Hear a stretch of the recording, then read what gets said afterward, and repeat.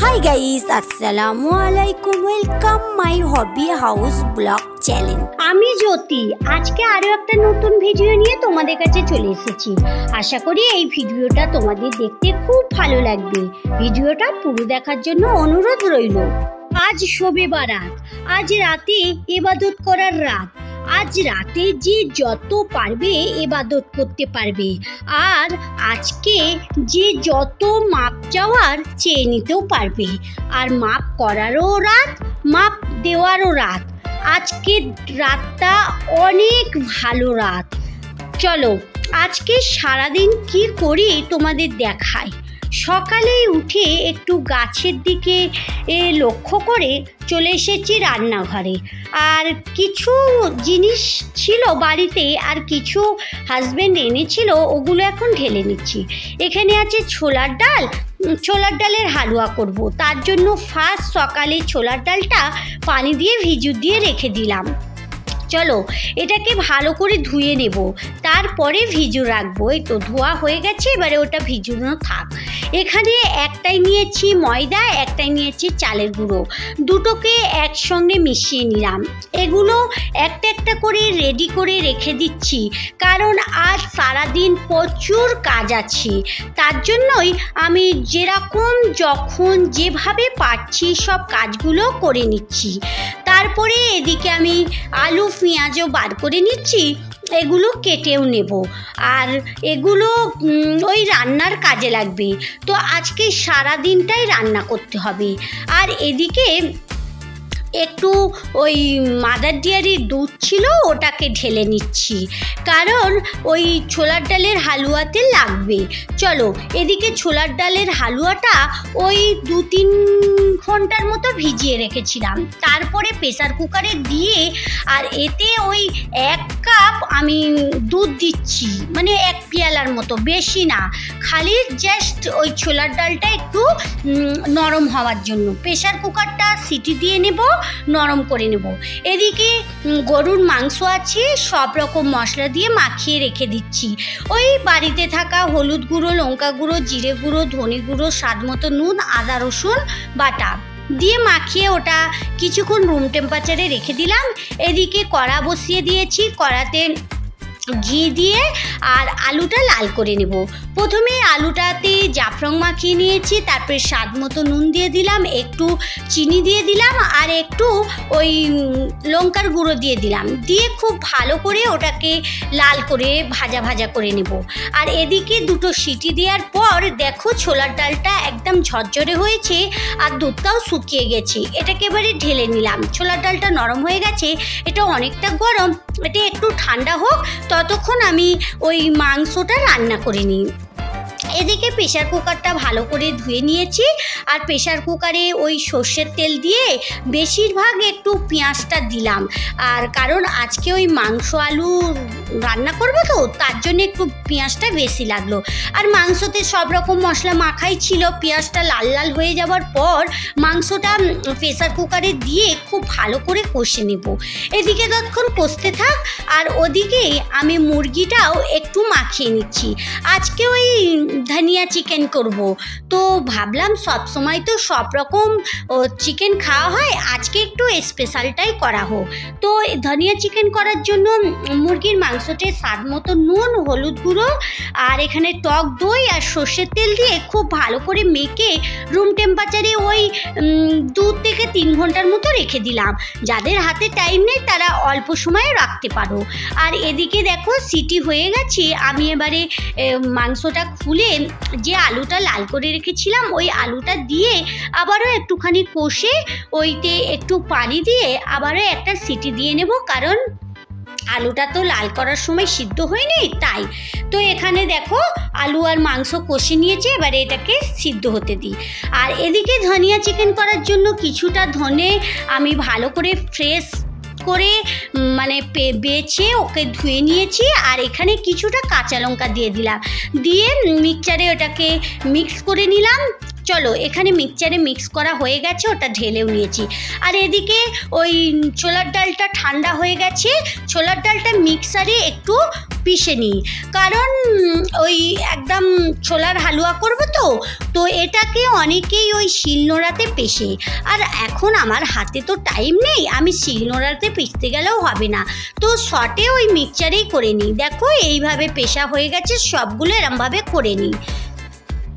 চলো এদিকে এই কড়া একটা বসিয়ে দিয়েছি, ওতে একটু সর্ষের তেল দিয়ে দিলাম আর দুটো তেজপাতা আর একটু পেঁয়াজ দিয়ে বেশ ভালো করে লাল লাল করে ভেজে নেব। তারপরে যে চিকেনটা মাখিয়ে রেখেছিলাম ওই চিকেনটা এতে দিয়ে দিলাম, দিয়ে ভালো করে একটু কষতে হবে। তো বন্ধুরা এই চিকেনটা এতটাই কষতে হবে যতক্ষণ না এই চিকেন থেকে তেল ছেড়ে দেয়। আর এতে একটু আদা রসুন বাটা, একটু ওই জিরে মরিচ গুঁড়ো দিয়ে আর আবারও কষতে হবে। এই চিকেনটা একটু বেশিক্ষণই কষতে হবে, কারণ চিকেন থেকে অনেকটাই পানি ছেড়েছে, পানিটা যতক্ষণ না শুকোয় ততক্ষণ কষতে হবে। যখন পানিটা শুকিয়ে গেল তখন যে ধনেটা আমি মানে ধনে পাতাটা মিক্স করে রেখেছিলাম ওই ধনে পাতাটা দিয়ে দিলাম, দিয়ে চিকেনটাকে খুব ভালো করে আবারও কষতে হবে। কিছুক্ষণ চিকেনটা ধনে পাতার সঙ্গে কষার পর আর এ থেকে একটু পানি ছেড়ে দেবে, তখন চিকেনটাকে চাপা দিয়ে ওই সিদ্ধ করে নেব। চলো এদিকে আমার রান্না কমপ্লিট, এখানে গোশ আলু রান্না হয়ে গেছে, চিকেনটা এরকম হয়েছে। আর ওদিকে আমি এবারে ডালের হালুয়াটাও করে নেব। এদিকে যে ছোলার ডালটা পিষে রেখেছিলাম ওই ছোলার ডালটা কড়াতে দিয়ে ভাজা ভাজা করে নেব। যখন এরকম ঝরঝরে হয়ে যাবে তখন ছোলার ডালটাকে ঢেলে নেব, তারপরে এটাকে ওই হালুয়া বানাবো। তো বাকি যে দুধটা ছিল ওই দুধটা আমি দিয়ে দিলাম, আর এতে দুটো তেজপাতা আর দুটো এলাচ দিয়ে আর কিছুটা চিনি দিয়ে এটাকে ফুটতে দেব। আর এতে একটু ঘিও দিয়ে দিলাম, দিয়ে দুধটাকে ফুটতে দেব। দুধটা ফুটে ওঠা পর্যন্ত অপেক্ষা করতে থাকবো। এখানে দুধটা দেখো খুব ভালো করে ফুটে উঠেছে, তখনই ভেজে রাখা ডালটাকে দিয়ে দেব, দিয়ে তারপরে একটা হাতা দিয়ে নাড়তে থাকবো। বন্ধুরা ডালটা দেওয়ার পরেই সঙ্গে সঙ্গে নাড়তে হবে, না হলে ওই ঢেলা পেকে যাবে। তো নাড়তে নাড়তে দেখো দুধটা একদম মাখা মাখা হয়ে গেছে, দুধটা কিন্তু ডালের সঙ্গে পুরোপুরি টেনে যাবে। তখনই আমার এখানে যখন দুধটা টেনে গিয়েছে তখন একটা বাসন নিয়েছি, বাসনে একটু ঘি ব্রাশ করে দিলাম, তারপরে এই বাসনের উপরেই আমি ওই ডালটাকে দিয়ে দেব। ডালটা কিন্তু একটু তাড়াতাড়ি দিতে হবে, নাহলে ডালটা যত ঠান্ডা হবে তত কিন্তু বসে যাবে। তো এখন ডালটা তো অনেকটাই গরম, তাই আমি এতে হাত দিতে পারতেছি না, কারণ হাত দিয়ে এটাকে লেবেল করতে হবে। তখনই আমি একটা পিয়ালা নিয়ে এটাকে তাড়াতাড়ি করে লেবেল করে দিচ্ছি। তারপরে এটা লেবেল করতে করতে একটু ঠান্ডা হয়ে যাবে, তখন হাতে একটু পানি নিয়ে আমি এইভাবে হাত দিয়ে আবারও ভালো করে শেপ করে দিচ্ছি। দেখো খুব সুন্দর শেপ হয়ে গেল। তারপরে ওই 5 মিনিট পরে আমি একটা ছুরি দিয়ে এটাকে বেশ বরফি আকারে কেটেও নিচ্ছি। বরফি আকারে কেটে নিলে দেখতেও সুন্দর লাগে আর খেতেও ভালো লাগে। আর এটা কাটার পর এর উপরে একটু কাজু বাদাম ওই দিয়ে দেব।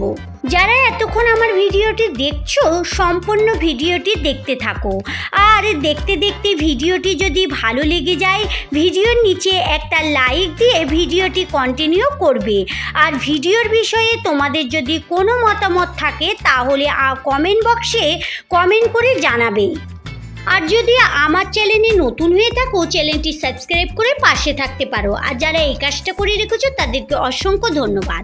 ওদিকে ডালের হালুয়াটা হয়ে গেল, এদিকে সুজির হালুয়া বানাবার জন্য সুজিটা একটু ভেজে নিয়েছি, তারপরে তাইতে একটু দুধ দিয়ে একটু এলাচ তেজপাতা দিয়ে আর একটু ঘিও দিয়ে দেব, দিয়ে ভালো করে নাড়তে থাকবো।